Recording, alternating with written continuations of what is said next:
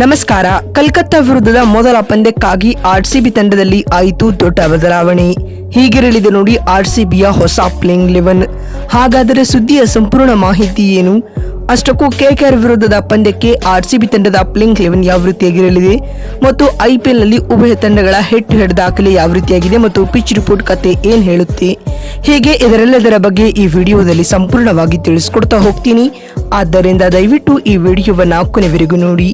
ಆದರೆ ಅದಕ್ಕಿಂತಲೂ ಮುನ್ನ ನೀವು ಕೂಡ ಆರ್ಸಿಬಿ ತಂಡದ ಅಪ್ಪಟ ಅಭಿಮಾನಿಗಳಾಗಿ ಈ ವಿಡಿಯೋವನ್ನ ನೋಡುತ್ತಿದ್ದರೆ ತಪ್ಪದೆ ಈ ಕೂಡಲೇ ಈ ವಿಡಿಯೋಗೊಂದು ಲೈಕ್ ಮಾಡಿ ಮತ್ತು ನಮ್ಮ ಚಾನೆಲ್ಗೊಂದು ಸಬ್ಸ್ಕ್ರೈಬ್ ಮಾಡಿ.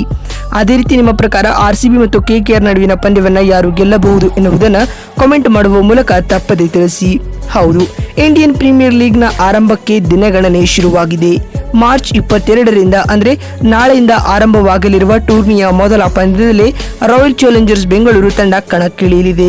ಕಲ್ಕತ್ತಾದ ಈಡನ್ ಗಾರ್ಡನ್ಸ್ ಮೈದಾನದಲ್ಲಿ ನಡೆಯಲಿರುವ ಉದ್ಘಾಟನಾ ಪಂದ್ಯದಲ್ಲಿ ಆರ್ಸಿಬಿ ಹಾಗೂ ಹಾಲಿ ಚಾಂಪಿಯನ್ ಕೆಕೆಆರ್ ತಂಡಗಳು ಮುಖಾಮುಖಿಯಾಗಲಿವೆ. ಈ ಪಂದ್ಯಕ್ಕಾಗಿ ಆರ್ಸಿಬಿ ಪಡೆ 3+4 ಸೂತ್ರದೊಂದಿಗೆ ಪ್ಲೇಯಿಂಗ್ 11 ರೂಪಿಸುವುದು ಬಹುತೇಕ ಖಚಿತ. ಅಂದರೆ ಆರ್ಸಿಬಿ ತನ್ನ ಪ್ಲೇಯಿಂಗ್ 11 ನಲ್ಲಿ 3 ಆಲ್ರೌಂಡರ್ಗಳನ್ನ ಹಾಗೂ 4 ಬೌಲರ್ಗಳನ್ನ ಬಳಸಿಕೊಳ್ಳಲಿದೆ ಸ್ನೇಹಿತರೆ.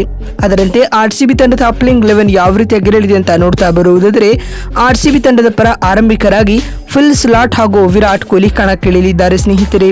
ಫಿಲ್ ಸ್ಲಾಟ್ ಅಂತೂ ವಿಧ್ವಂಸಕ ಆಟಗಾರ ಎಂದು ಹೆಸರುವಾಸಿಯಾಗಿದ್ದಾರೆ ಮತ್ತು ವಿರಾಟ್ ಕೊಹ್ಲಿ ಸಮಯಕ್ಕೆ ತಕ್ಕಂತೆ ಬ್ಯಾಟ್ ಬೀಸುತ್ತಾರೆ. ಇನ್ನು 3ನೇ ಕ್ರಮಾಂಕದಲ್ಲಿ ನಾಯಕ ರಜತ್ ಪಾಟಿದಾರ್ ಬ್ಯಾಟ್ ಬೀಸಲಿದ್ದಾರೆ. ರಜತ್ ಪಾಟಿದಾರ್ ಅವರ ಪಾತ್ರ ಮಿಡಲ್ ಓವರ್ನಲ್ಲಿ ಪ್ರಮುಖವಾಗಿರಲಿದೆ ಸ್ನೇಹಿತರೆ. ಅದರಲ್ಲಿಯೂ ಸ್ಪಿನ್ನರ್ಗಳನ್ನ ಬೆಂಡೆತ್ತುವುದರಲ್ಲಿ ರಜತ್ ಪಾಟಿದಾರ್ ಎತ್ತಿದ ಕೈ. 4ನೇ ಕ್ರಮಾಂಕದಲ್ಲಿ ಲಿಯಾಮ್ ಲಿವಿಂಗ್ಸ್ಟನ್ ಆಡಲಿದ್ದು, 5ನೇ ಸ್ಲಾಟ್ನಲ್ಲಿ ವಿಕೆಟ್ ಕೀಪರ್ ಕಮ್ ಬ್ಯಾಟ್ಸ್ಮನ್ ಆಗಿ ಜಿತೇಶ್ ಶರ್ಮಾ ಕಾಣಿಸಿಕೊಳ್ಳಲಿದ್ದಾರೆ. ಇವರಿಬ್ಬರು ಮಿಡಲ್ ಆರ್ಡರ್ನ ಬೆನ್ನೆಲುಬಾಗಿ ಆಡಲಿದ್ದಾರೆ. ಇನ್ನು 6ನೇ ಕ್ರಮಾಂಕದಲ್ಲಿ ಟಿಮ್ ಡೇವಿಡ್ಗೆ ಚಾನ್ಸ್ ಸಿಗಲಿದೆ. Tim David as a finisher ಆಗಿ ಕಾಣಿಸಿಕೊಳ್ಳುತ್ತಾರೆ. 7ನೇ ಕ್ರಮಾಂಕದಲ್ಲಿ ಸ್ಪಿನ್ ಆಲ್ರೌಂಡರ್ ಆಗಿ ಕೃಣಾಲ್ ಪಾಂಡ್ಯ ಕಾಣಿಸಿಕೊಳ್ಳುವುದು ಹೆಚ್ಚಾಗಿದೆ ಸ್ನೇಹಿತರೆ. ಇನ್ನು ವೇಗಿಗಳಾಗಿ ಭುವನೇಶ್ವರ್ ಕುಮಾರ್, ಯಶ್ ದಯಾಲ್ ಹಾಗೂ ಜೋಸ್ ಹೆಜಲ್ವುಡ್ ಕಣಕ್ಕಿಳಿಯಲಿದ್ದಾರೆ. ಇನ್ನು ಸ್ಪಿನ್ನರ್ ಆಗಿ ಸುಯೇಶ್ ಶರ್ಮಾ ಅವರಿಗೆ ಚಾನ್ಸ್ ಸಿಗಬಹುದು.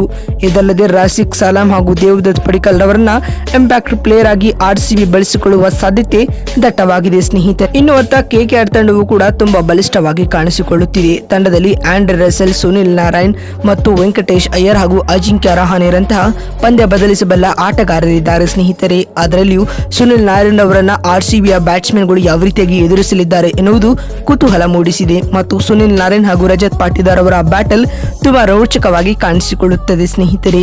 ಇನ್ನು ಆರ್ಸಿಬಿ ಮತ್ತು ಕೆಕೆಆರ್ ತಂಡಗಳು ಇಲ್ಲಿವರೆಗೂ IPL ನಲ್ಲಿ ಒಟ್ಟು 35 ಪಂದ್ಯಗಳಲ್ಲಿ ಮುಖಾಮುಖಿಯಾಗಿವೆ ಸ್ನೇಹಿತರೆ. ಈ ವೇಳೆ ಕೆಕೆಆರ್ ತಂಡವು 21 ಪಂದ್ಯಗಳಲ್ಲಿ ಗೆಲುವು ದಾಖಲಿಸಿದರೆ ಆರ್ಸಿಬಿ 14 ಪಂದ್ಯಗಳಲ್ಲಿ ಗೆಲುವು ಕಂಡಿದೆ. ಇದರೊಂದಿಗೆ ಕೆಕೆಆರ್ ಹೆಡ್ ಟು ಹೆಡ್ ದಾಖಲೆಯಲ್ಲಿ ಅಹೆಡ್ ಇದೆ ಅಂತಾನೆ ಹೇಳಬಹುದು.